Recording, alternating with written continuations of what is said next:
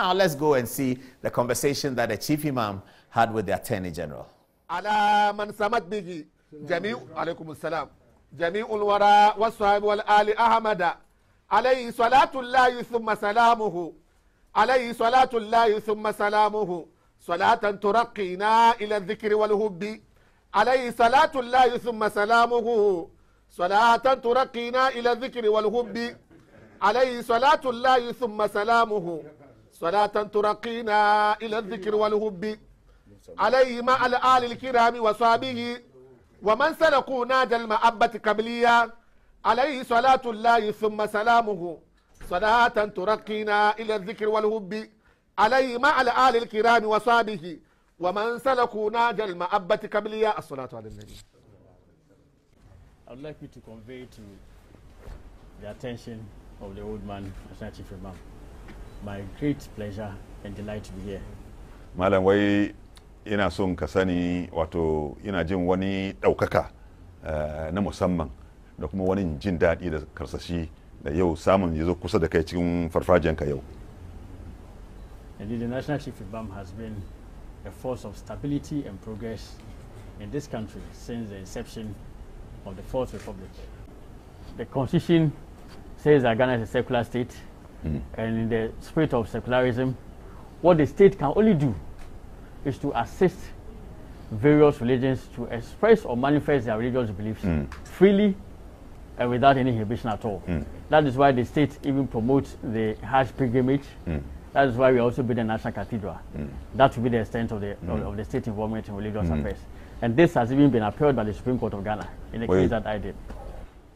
I'm also aware of recent developments in the nation which seek to threaten the hitherto peaceful coexistence of Muslims and Christians in the country. Malam falke kuma da kwanan nan waɗannan tarzoma da ya taso wanda ya so ya gurbata ingancin alaka mai kyau na zaman lafiya tsakanin mu musulmai da Krista, wato ina sane da irin wannan abin da ya gudana. Indeed, I say hitherto peaceful coexistence because I myself am a product of a missionary school, Anglican school at the Sade College. When we were there, Muslims and Christians were living together without any tension or lack of respect for each other. Even though there was the observance of the institutionalized Sunday worship for all students, regardless of your religious orientation, Muslims had the liberty to worship at any time that they desired without any inhibition. And my good friends, one of them, Razak El Alawa, was doing so openly without any difficulty at all. Wannan ko da yake akwai tilastawa ranar Lahadi saboda tarbiyya ana bar yara duka na gamuwa cikin abin ga chapel ayi bauta, amma wannan bai hana ya'ya musulmai su samu daman yin azumin su samu daman yin sallan su ba. Saboda haka nan kuma ibadan su da sauransu, saboda shi yana da ma aboki Razak El Alawa wanda ke sun shigi juna su zumuntan su yayi karfi kwarai. Dalilin akwai dan shi malam shi al'alawa kana imani ka san shi, wani dan jarida ne, tsohon dan jarida dogo baki haka bayarbe, to dan shi to dan. Constitutional conventions and constitutional norms, as I would say, they're supposed to be a midwife to ensure the building of society founded on justice and equity.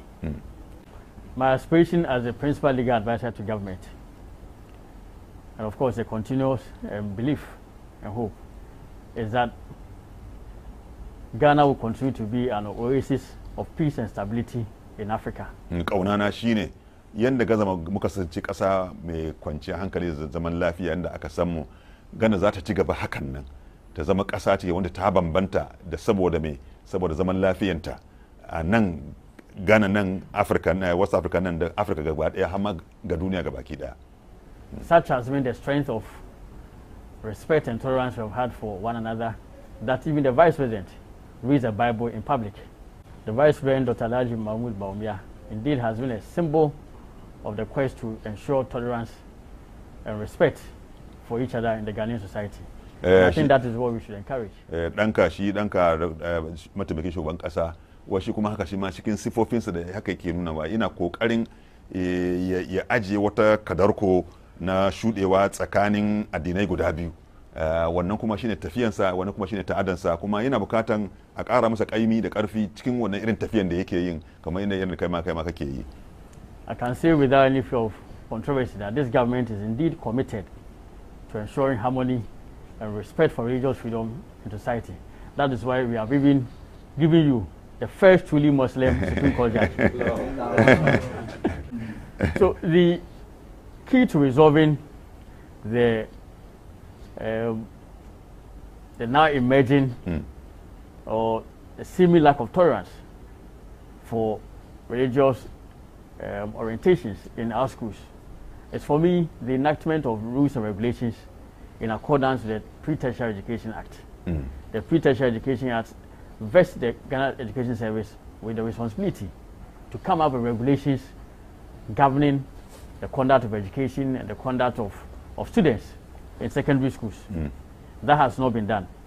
I think I will lead the effort of Ghana government to ensure the promulgation of these rules and regulations, and those rules and regulations, I can assure you, will have all the principles and values of tolerance, respect, equality, as I've spoken about this morning.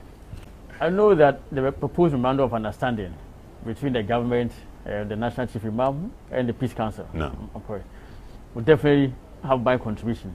And I can also assure him that indeed there will be a respect or a recognition of all these principles that I've also spoken about this morning: respect, tolerance, and equality.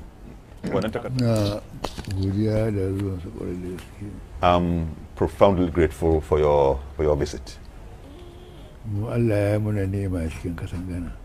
God, as citizens, as a country, God has favored us. Getting people like you.